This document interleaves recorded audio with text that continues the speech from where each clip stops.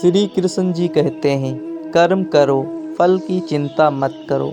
जब आप ईश्वर में विश्वास करते हैं तो उन्हीं की कृपा से सब संभव होता है। बुद्ध भगवान एक गांव में उपदेश दे रहे थे। उन्होंने कहा कि हर किसी को धरती माता की तरह सहनशील तथा क्षमाशील होना चाहिए। क्रोध ऐसी आग है जिसमें क्रोध करने वाला दूसरों को जलाएगा तथा खुद भी जल जाएगा।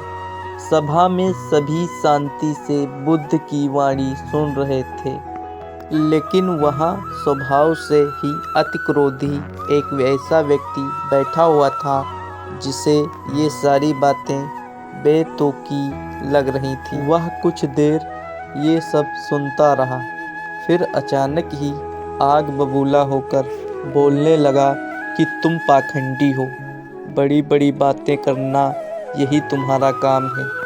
तुम लोगों को भ्रमित कर रहे हो। तुम्हारी ये बातें आज के समय में कोई मायने नहीं रखती। ऐसे कई कटु वचनों सुनकर भी बुद्ध शांत रहे। अपनी बातों से ना तो वह दुखी हुए और न ही कोई प्रतिक्रिया की। यह देखकर वह व्यक्ति और भी क्रोधित हो गया। उसने बुद्ध के मुंह पर थूककर वहां से चला गया। अगले दिन जब उस व्यक्ति का क्रोध शांत हुआ तो उसे अपने बुरे व्यवहार के कारण पछतावे की आग में जलने लगा और वह उन्हें ढूंढते हुए उसी स्थान पर पहुंचा। अपनी बातों से ना तो वह दुखी हुए ना ही कोई प्रतिक्रिया की, और यह देखकर वह व्यक्ति और भी क्रोधित हो गया और उसने बुद्ध के मुंह पर थूककर वहां से चला गया। बुद्ध कहाँ मिलते, वहां तो अपने शिष्यों के साथ पास वाले एक अन्य गांव में निकल चुके थे। व्यक्ति ने बुद्ध के बारे में लोगों से पूछा और ढूंढते ढूंढते जहां बुद्ध प्रवचन दे रहे थे वहां पहुंच गया। उन्हें देखते ही वह उनके चरणों में गिर पड़ा और बोला, मुझे क्षमा कीजिए प्रभु। बुद्ध ने पूछा, कौन हो भाई, तुम्हें क्या हुआ है, क्यों क्षमा मांग रहे हो? उसने कहा, क्या आप भूल गए हो, मैं वही हूँ जिसने कल आपके साथ बहुत बुरा व्यवहार किया था। मैं शर्मिंदा हूँ, मेरे दुष्ट आचरण की क्षमा याचना करने आया हूँ। भगवान बुद्ध ने प्रेम पूर्वक कहा, बीता हुआ कल तो मैं वहीं छोड़कर आ गया हूँ और तुम अभी भी वहीं अटके हुए हो।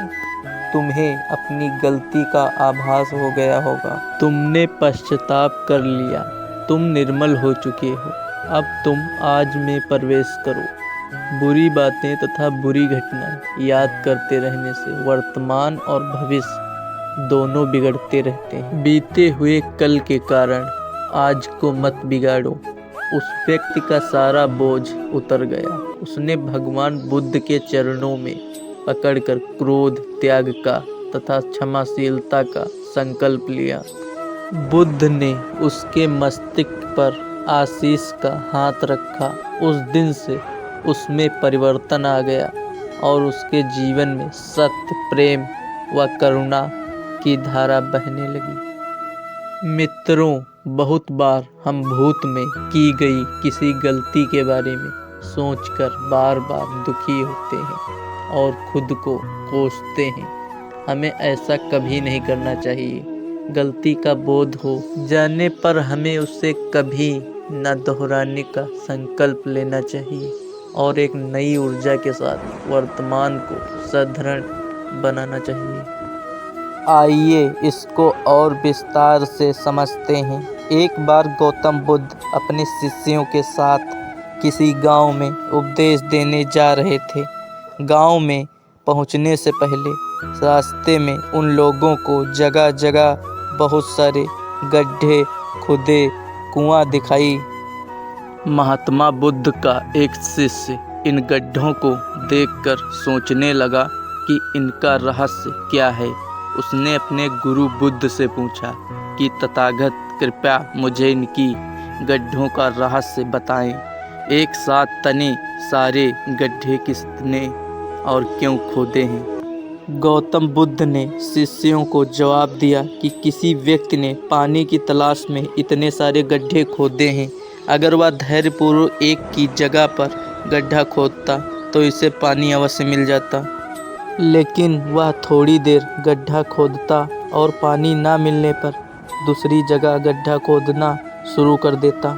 इस कारण उसे कहीं भी पानी नहीं मिला। बुद्ध ने शिष्यों को समझाया कि अगर कोई व्यक्ति किसी काम में सफल होना चाहता है तो उसे कड़ी मेहनत करनी होती है, लेकिन कड़ी के साथ ही स्वभाव में धैर्य होना जरूरी है।